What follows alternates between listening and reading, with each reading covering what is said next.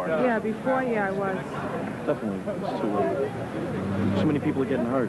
Too many cops are getting hurt. Too many civilians are going to get hurt. The only way we're going to stop this is by taking these people in. Do you think it should have happened before? Absolutely.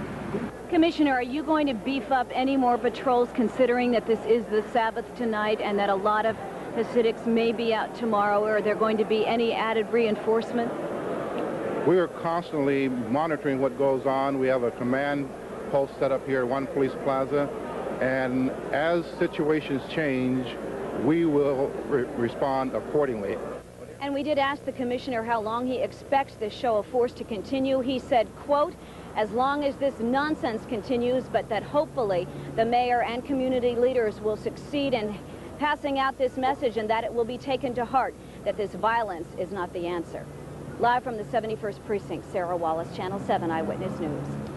Nightfall, as you know, in Crown Heights this week has brought fear and uncertainty until the latest crackdown provided a sense of control.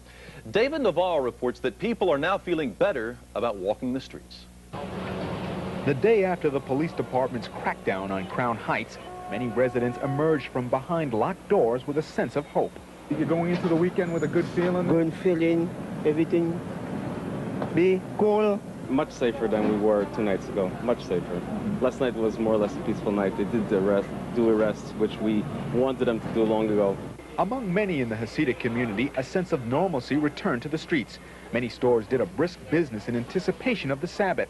Some feared that the laws which prohibit carrying any kind of protection from sundown tonight until sundown tomorrow would make them vulnerable.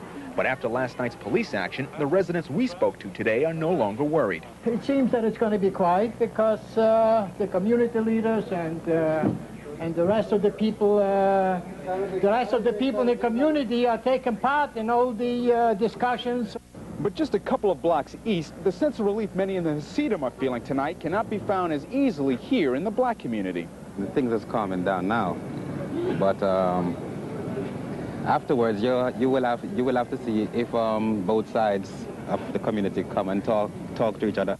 Here, burnt vehicles still litter the street, and a memorial where 7-year-old Gavin Cato was killed by a Hasidic driver reminds people who pass by that tensions will not just disappear. The accident only heightens those kind of feelings that were naturally within people all along.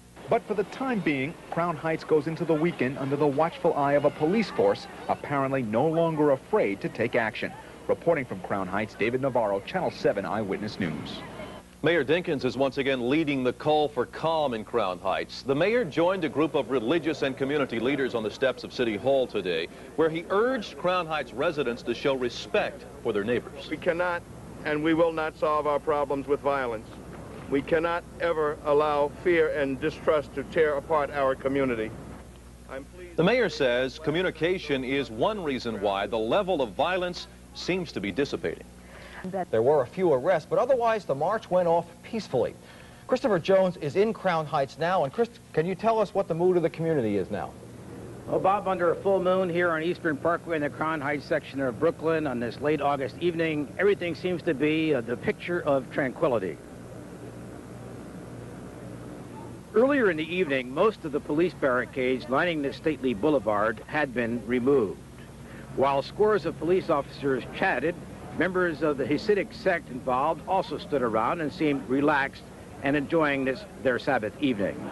It was hard to believe that this was the end of a week that had been filled with so much tension, violence, and hatred.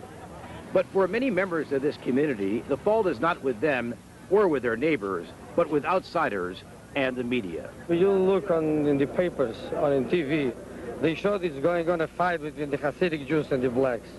It's absolutely wrong. I have black neighbors, nice people, very nice people.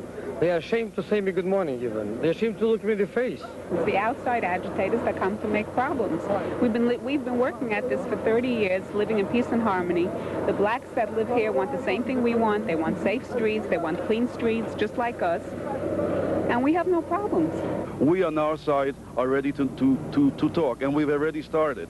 To responsible black leaders in this community, and we want to get together again to see how we can bring peace and tranquility to this community. Nevertheless, we do insist that it is the obligation of the city, state, and federal government to render us a safe community. City officials had worried, along with the police, that things would not be this calm after it became clear the mayor would not be able to convince the Reverend Al Sharpton not to lead a protest march here today. But as Chuck Curry now reports, even those fears turned out to be unwarranted.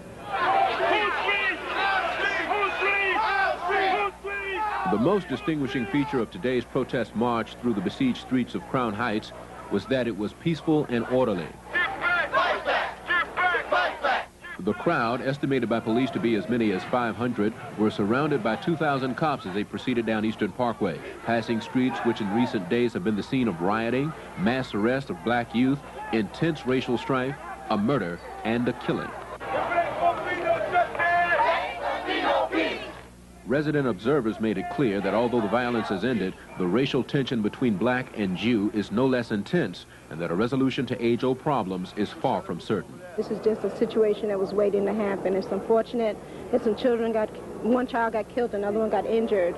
But just the fact, the way the man was whisked away wasn't right. If it was a black person that hit a Jewish child, I feel that person would have been arrested on spot.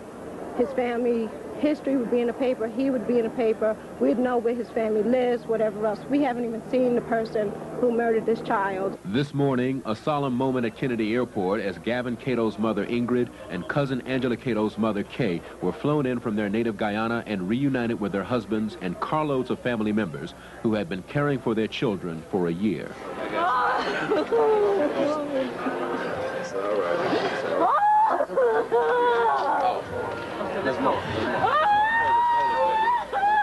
Carmel, employed as a rigger, and Sherman, an employee with UN security, preceded their wives in search of the American dream. One of their attorneys said the dream turned into a nightmare. As solemn and emotional as this scene was here at Kennedy Airport, C. Vernon Mason and Colin Moore, the attorney for the family, contends that the criminal justice system has been equally insensitive. All indications are that there will be no indictment in this case. I spoke with the district attorney yesterday who's assigned to the case. I asked her specifically, what crime are you investigating? And she said none.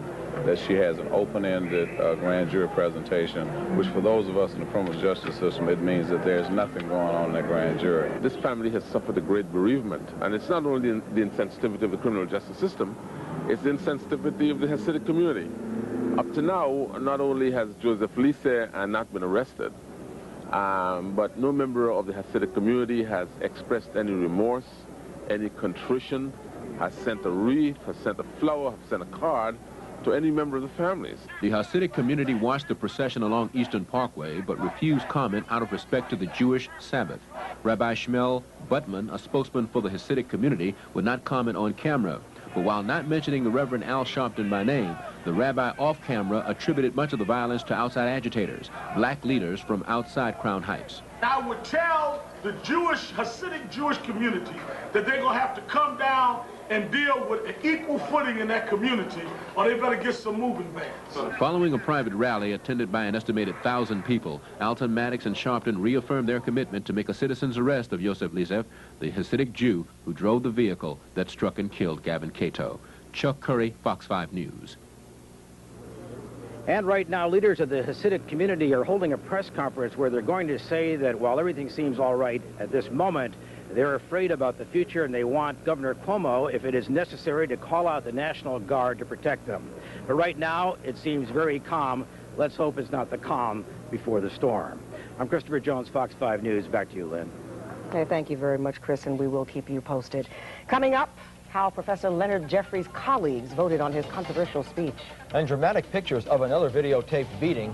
For a much hotter protest.